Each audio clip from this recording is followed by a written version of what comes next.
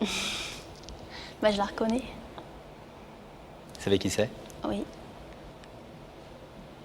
Est-ce que vous voulez savoir ce que votre grand-mère est venue vous dire ce soir? Bah, Vous voulez l'écouter? je peux écouter, oui. Ouais. Mhm. Alors c'est à vous, Christiane. Amélie, tu vois, sur cette émission, je n'aurais jamais su comment faire, ni oser faire les premiers pas. Mais je t'assure que pendant toutes ces années, tu m'as manqué. Aussi, je saisis l'opportunité que me donne Il n'y a que la vérité qui compte, pour te dire, Amélie, tu m'as beaucoup manqué. Reviens, Amélie, je t'aime.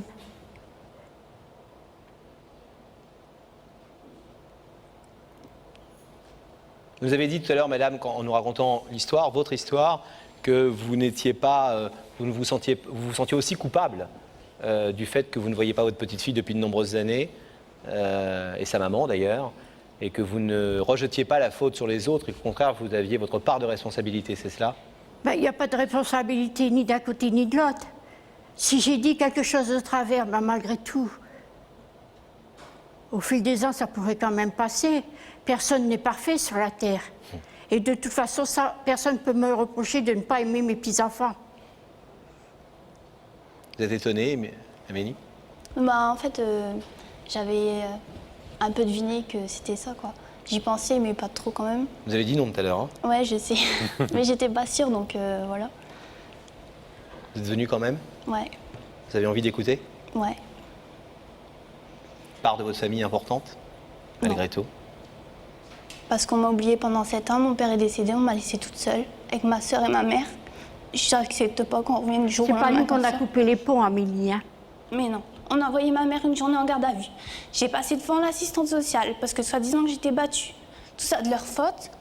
On a traité ma mère de tous les noms. Ça, c'est pas vrai. Pourtant, je me rappelle bien d'un sacré pas coup de vrai. fil qu'on a enregistré. Je suis désolée. C'était il y a 7 ans que j'avais besoin, c'est pas maintenant. Amélie, on ne veut pas ici refaire l'histoire et la liste des responsabilités des uns et des autres. Il ne nous appartient pas de distribuer ici les bons et les mauvais points. Votre grand-mère est venue nous demander de vous faire venir pour vous demander à vous de reprendre des liens et des relations. Vous savez que vous êtes évidemment totalement libre de répondre oui ou de répondre non. Et encore une fois, il ne s'agit pas ici de faire le procès d'un côté ou de l'autre, bien entendu. Ça vous touche néanmoins de voir votre grand-mère faire tout ce chemin ce soir pour venir à la télévision, vous demander de rouvrir ce rideau et de revenir un peu chez elle? Bah, je trouve ça idiot, en sachant qu'elle habite même pas à 100 mètres de chez moi. Donc, Oui, mais elle dit que quand pendant elle vous... 7 ans, elle habitait à 100 mètres de chez moi. Je l'ai croisée à la rue, tout ça. Elle n'est pas venue me voir. Puis là, du jour au lendemain, elle revient en venant s'excuser. Votre grand-mère nous disait que quand elle vous croisait, elle vous a croisé une ou deux fois, c'était pas simple parce qu'elle avait du mal à reprendre contact, comme ça arrive parfois quand on a rompu les liens. Vous Il y croyez a à eu cette... 7 ans quand même. Comment? Il y a eu 7 ans, c'est long, 7 ans. Qu'est-ce que vous aimeriez lui dire à votre grand-mère? Qu'il est un peu trop tard et qu'il fallait réfléchir avant d'agir. Et vous, Christiane, est-ce que vous avez quelque chose à dire à Amélie? Écoute, Amélie, j'ai beau penser à tout ce que j'ai fait ou tout ce que vous avez fait, je n'ai rien à me reprocher. Et tu peux pas dire que j'ai pas aimé mes petits-enfants, tu as quand même des bons souvenirs avec nous. Tu peux pas oublier ça. Comparé Je aux crois mauvais qu'on souvenirs t'a que monté j'ai, on un n'a peu pas la énormément tête. des bons.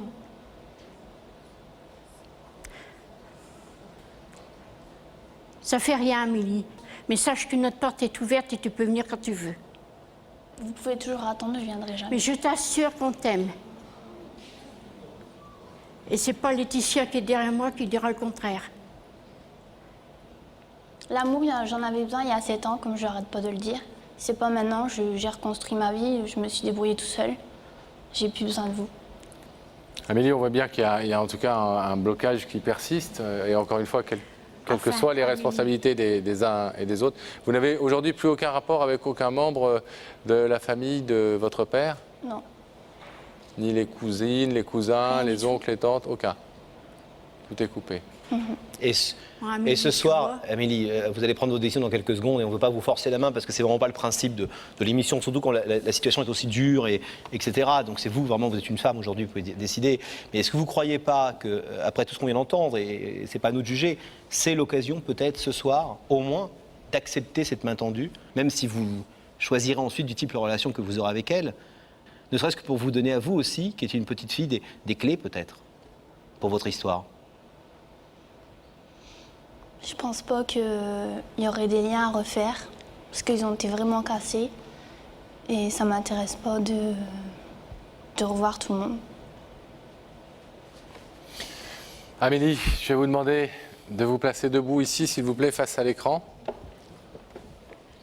Votre grand-mère Christiane est venue ce soir pour essayer de rétablir 7 ans après des relations avec vous et peut-être après avec votre petite sœur et votre maman.